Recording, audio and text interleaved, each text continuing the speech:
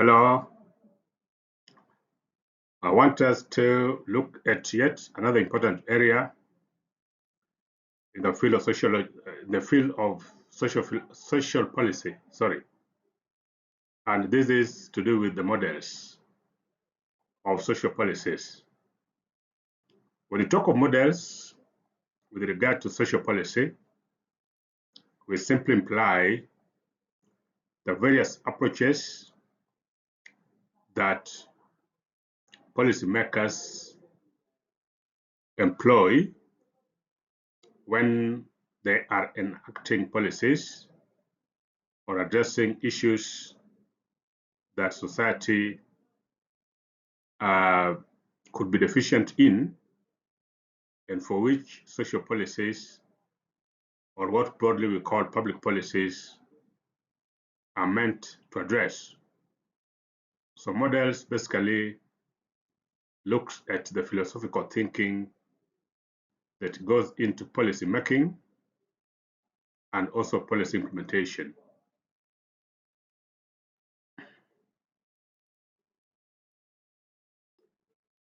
Let us begin by looking at some of these various models that different countries have employed when they're addressing issues of social policy. There is the model that we call the residual welfare model. This model is based on the principle that the state should only intervene in the issues of welfare when the primary institutions that are meant to assist needy members of society are not able. Generally, people expect assistance from the family and also from the market, that is from work. So the model emphasizes that a state or a government can only come to help the needy in society when their family members, their relatives and friends are not in a position to do so. Again, the state can only come when the economy is not performing, and which leads to lack of employment or businesses are not doing well, so that individuals cannot get any assistance from income generation activities, either in terms of wage employment or business, or what we call self-employment. And at the same time, their families, their relatives and friends are equally not in a position to assist them. It is also based on the premise that individual needs can only be fulfilled via private market, and the family and government only intervenes when those two systems are not functioning. And therefore it considers assistance from government as the last thing, and therefore should be provided only to individual members of society who are completely not in a position to help themselves, and therefore they can be now assisted by the state. Otherwise, where individuals are able to help themselves and at the same time they do not, their families too cannot help themselves, in that case, therefore, due to lack of support from either side, then the government now can come in. And the model is based on what we call a means tested benefit. And this refers to the method of assessing whether the individual or family is eligible for government assistance based on their incomes. If we look at, for instance, in Kenya, there is stipends that is normally given to the elderly. There are also stipends that are normally given to some households in informal settlements and also those in arid and semi-arid areas. Again, when you look at it, this is a pure case of residual welfare. This is because not all elderly members of society benefit from that monthly stipend. At the same time, not all households in informal settlements or in arid and semi-arid regions of Kenya benefit from the assistance. The assistance is pegged on the need. It is pegged on the extent to which a particular individual or household completely lacks assistance and therefore do not have income and at the same time may not get support from their family members and relatives.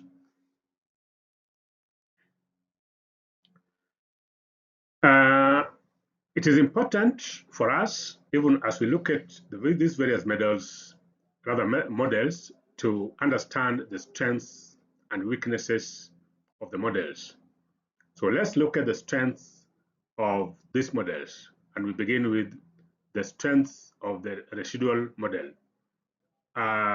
One of its strengths, according to proponents, is that it encourages individual responsibility and helps to prevent dependency on state support.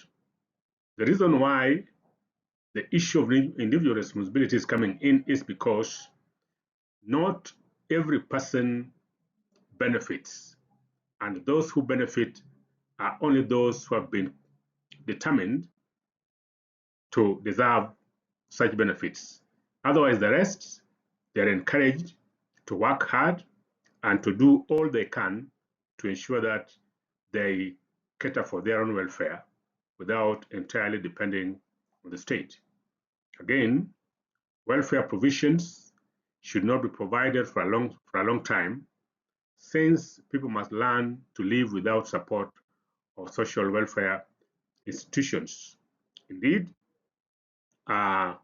if, say, someone was benefiting from a government support because the person did not have a source of income, either in terms of business or in terms of employment, then as soon as an individual gets a job, then the assistance that was provided to that individual need to be withdrawn forthwith, because the system only is designed to help individuals only as and when they are in need of such support. Otherwise, the moment they develop their own means of helping themselves, then state support need to be withdrawn immediately. This system is also being seen by its proponents as cost effective. It is cost effective because it is targeted only to those individuals who are in need. It is not a universal support. It is a selective support that is meant only to go to the few, which, according to evaluation criteria that I mentioned earlier, are found to deserve such kinds of support. And therefore, it favors a limited amount of state involvement in welfare provision because it considers state intervention only for the select few. It encourages minimal support to the needy, which enables make significant savings that can be used to support development. Yes, those who can support themselves should do so, but even those that are supported, they are given just support that enables them to meet basic needs, so that the rest of the other finances in government are directed toward the provision of other services and also in the promotion of development. And it's cost effective again because the services are often discontinued once people have the means to get assistance elsewhere or becomes independent. So it is not a perpetual support that has to be there. No, it is something that is provided because individuals need such kind of support. And as soon as there are indications or there is strong evidence that people are now able to support themselves, then the support is discontinued. So government is not perpetually tied to be supporting individuals all the time, regardless of their status. No.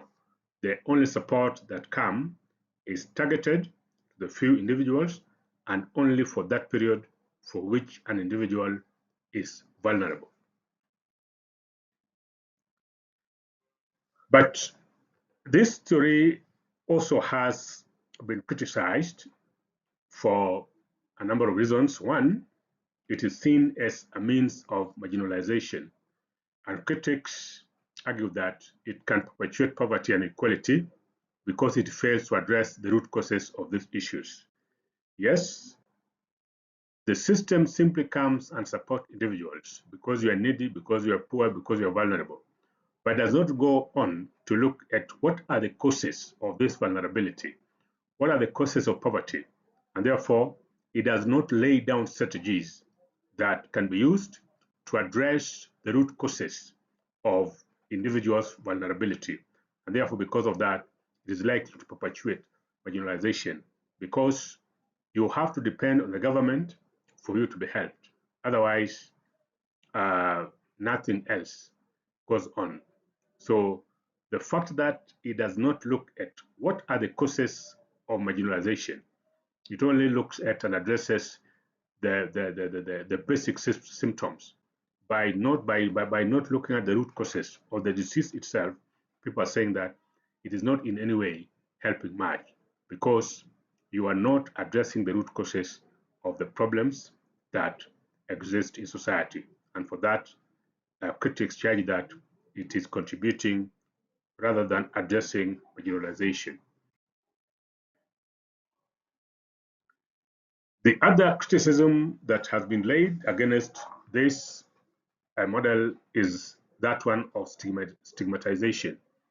And critics observe uh, that according to this model, those who need government assistance, the needy, the poor, the vulnerable, uh, are often portrayed as incompetent, as lazy, and as irresponsible. And therefore, the policy, or rather the model, perceives them as individuals who are incapable of changing their lives. And in that sense, therefore, because of this, it can lead to stigmatization. Stigmatization is the sense that people have to literally beg government for them to be supported. Otherwise, if a government withdraws the support because the government has not empowered them, has not given them the tools within which to depend on themselves, uh, there is a level of stigma that goes with it. Indeed, if somebody were to walk around government offices end month when the elderly go to government offices and banks to receive their monthly stipends, it is quite clear that some of these people, they face a lot of harassment. Some of the elderly, they are harassed by bank staffs, and some are put in situations that really does not offer them any form of dignity at all.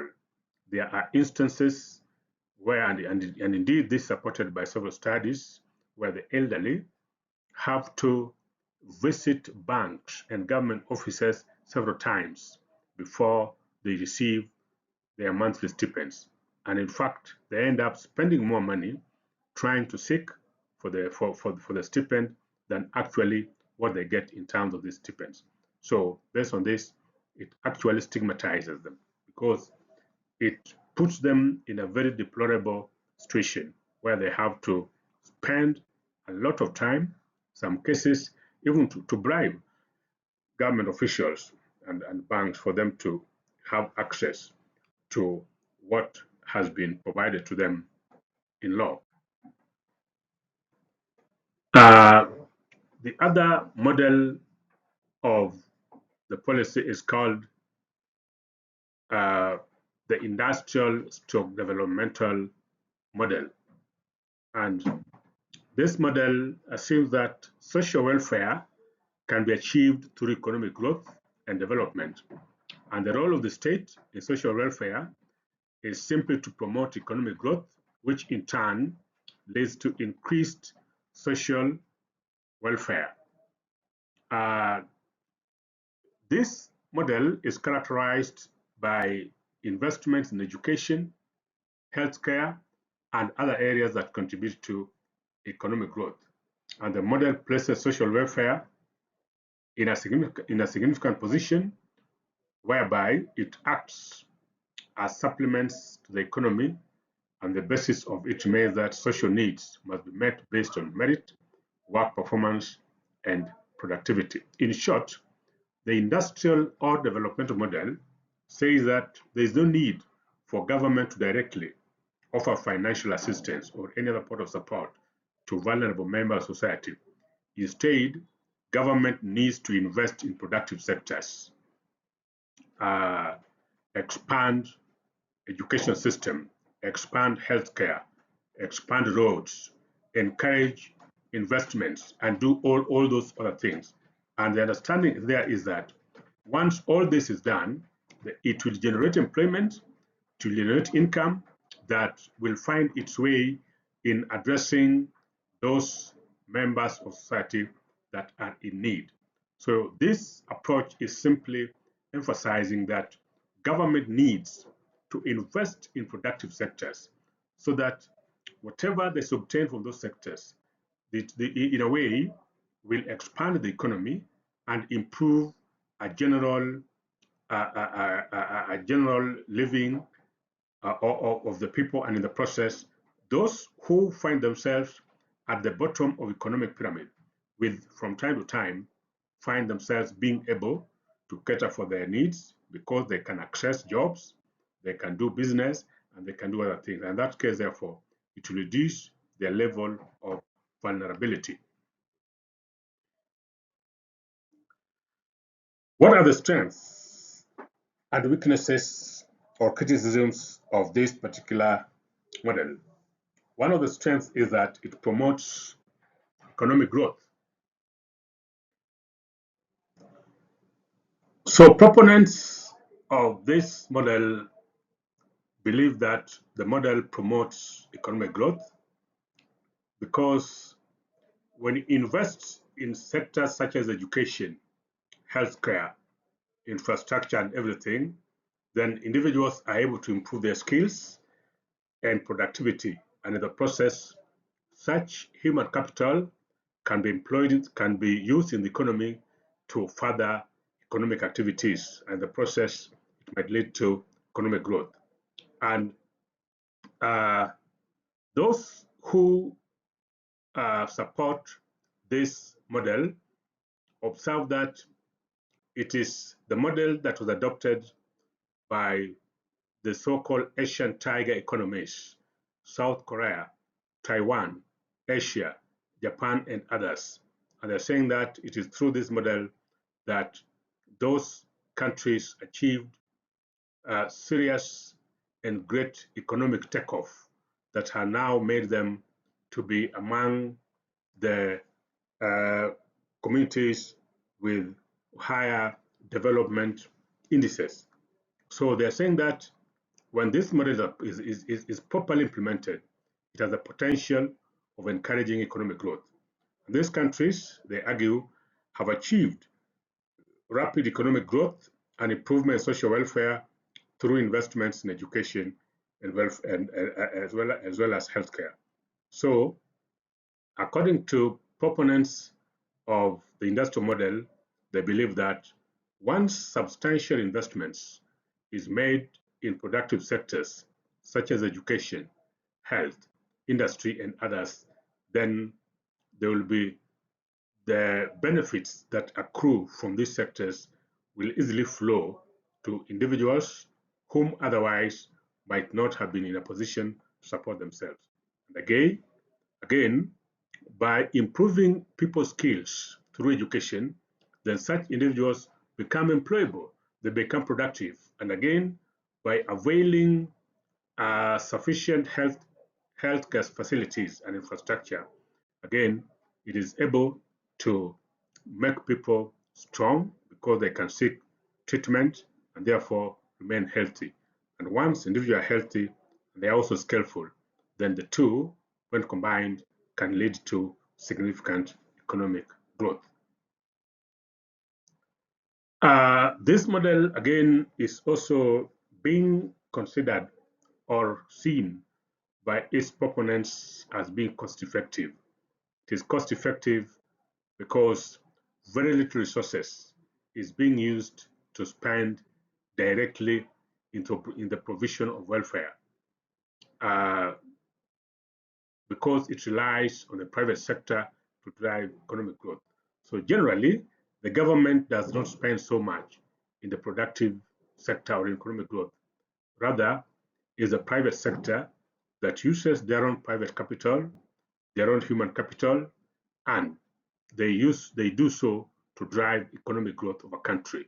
So citizens and governments benefit from the efforts and initiativeness of, of the private sector, the industrialists, the educationists, and others. And the model also encourages economic development and growth as a main source of social insurance to the needy.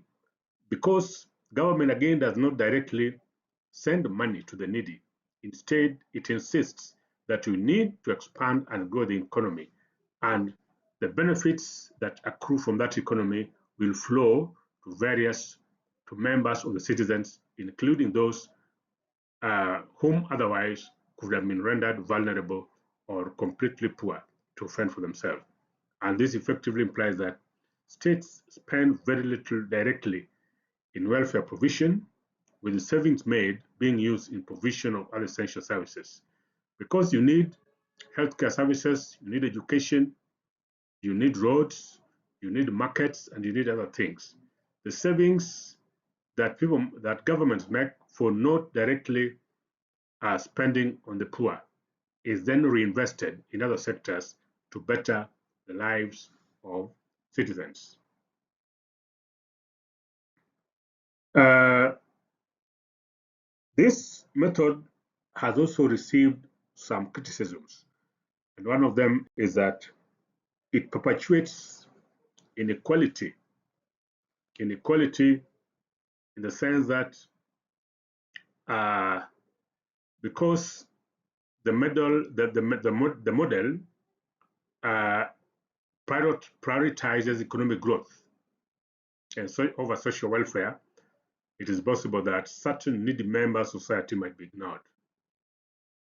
Because of that, then those who are needy, those who are poor, those who are vulnerable might be left behind, with the hope that when economy grows and things become better, then they will automatically benefit.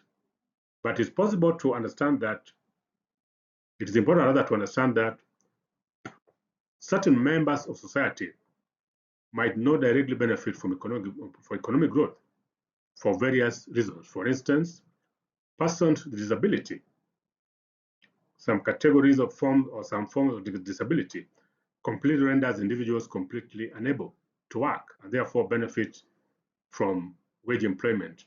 Again, we might also have instances like cases of the elderly. Because of age, they may not have the physical ability or the mental aptitude to work, and therefore can be extremely difficult for them to benefit, even in an economy that is growing. So such individuals need to be directly assisted by government. Otherwise, uh, putting hope or pegging their support on hope that when economy grows, everybody benefits, it can be misleading because certain sectors or certain members, categories of individual society, regardless of how rapid economic growth in any country is, certain members of a given society might not benefit, and therefore they may need direct assistance from government. And because the policy seems not to address or seem not to be concerned with social welfare issues, then such individuals can be neglected. And by doing so, it might perpetuate inequality between the vulnerable and the able members of society. The last model that we want to look at is what we call institutional or redistributive model. Institutional or redistributive model. And this model assumes that social welfare is a fundamental right of citizens and should be provided universally.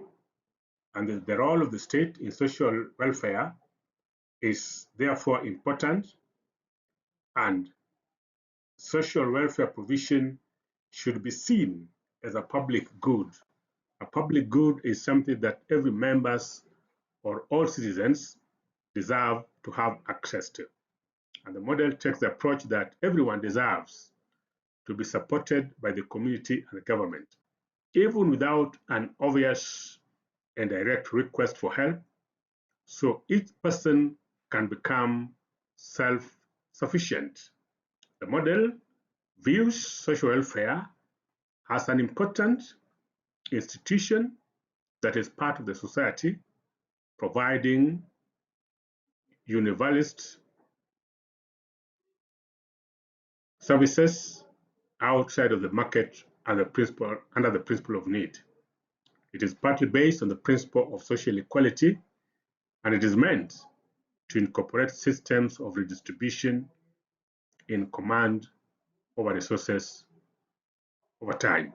In other words, when we talk of redistributive model or institutional model, it is simply saying that all citizens, all members of society deserve assistance from the government, regardless of the economic status, so that you do not support citizens based on certain forms of classification or identification process. No. As long as you're a citizen, then you deserve government support. So this method, this model is simply telling us that it is the role of the government to assist and support members of society indiscriminately, so that there is no categorization that this person deserves support and this one no. You are a citizen of a country, you deserve to be assisted by that particular country, notwithstanding your socio-economic status. What are the strengths? One of the strengths of this model is social inequality. And the proponents of the model argue that it promotes social inequality and reduces poverty and inequality by ensuring that all citizens have access to social welfare benefits. And social benefits are funded through progressive taxation and are seen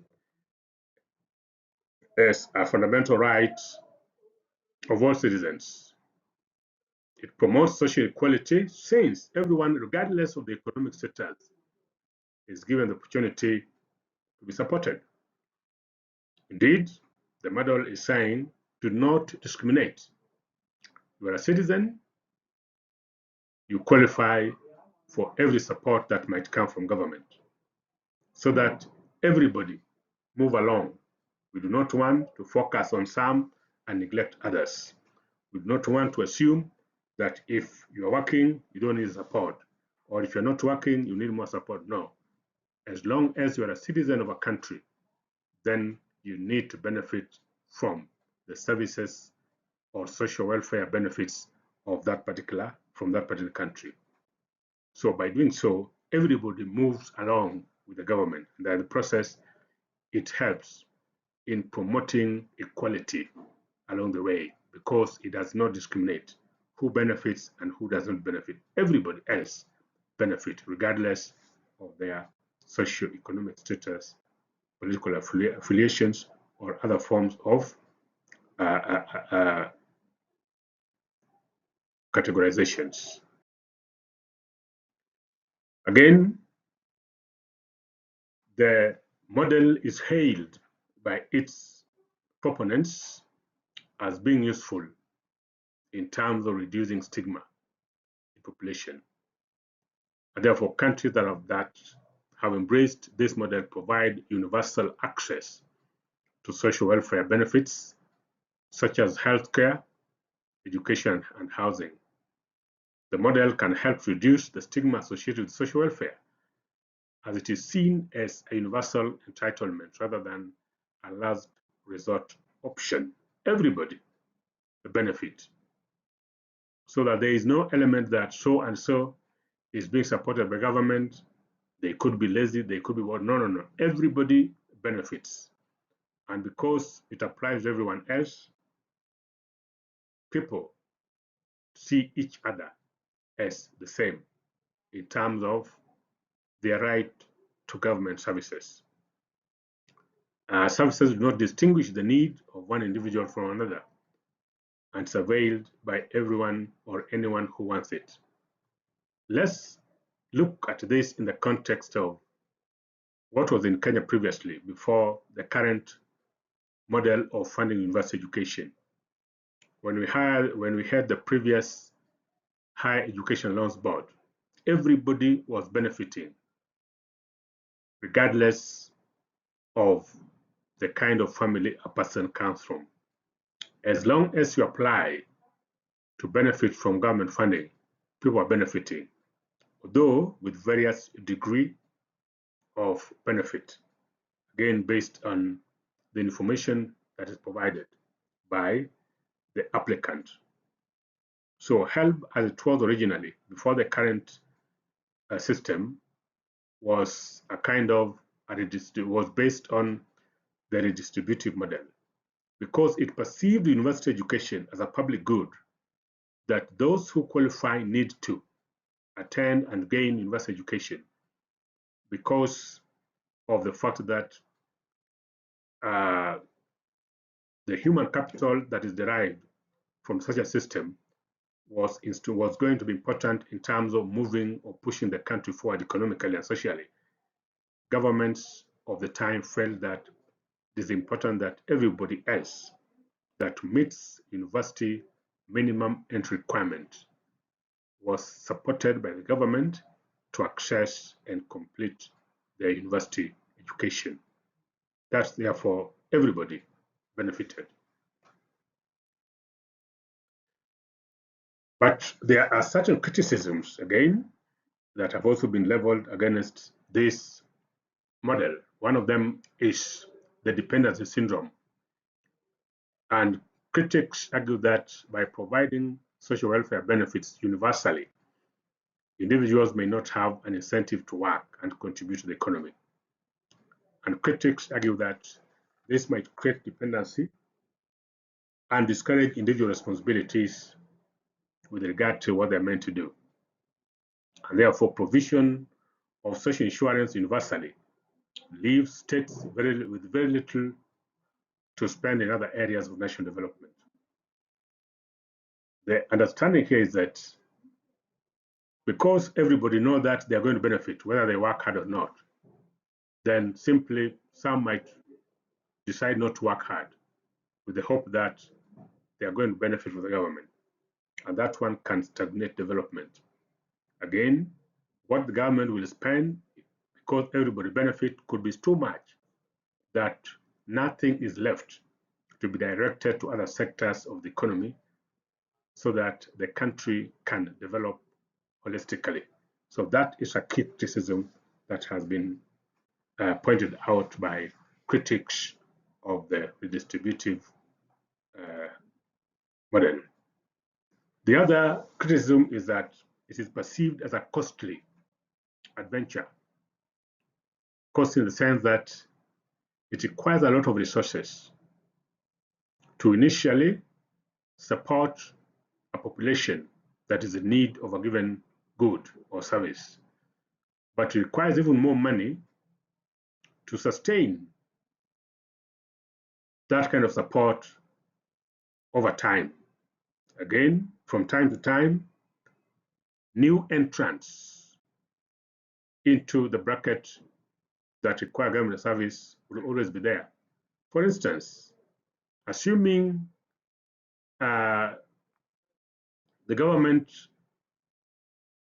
continued with help as it were before, because it was manageable when the total number of university students perhaps was less than 70,000. Now the number is in excess of 500,000. It becomes quite costly. And this one is indicated more by delays in funding, in disbursement to the students, recipients of the funds, and also to the universities. It has been quite a big delay. And the same thing happens to what we see in primary and secondary education, where government, again, universally covers all the learners, notwithstanding the economic background. Again, we can see that's also becoming costly. And government has been suggesting that it is likely to reduce the amount of money that it gives per learner at primary and secondary level because of the fact that it is becoming quite costly and burdensome for a government to sustain this kind of support. So the distributive model can be costly in the long run, and this is a key criticism that has been pointed out. We have reached the end of a discussion on the models of the social policy, and I want to urge all of you to carefully listen, understand, and any issue that you find is not clear or that require further elaboration, I want to encourage you to send a text directly or in form of a comment so that I may respond to it appropriately. Thank you.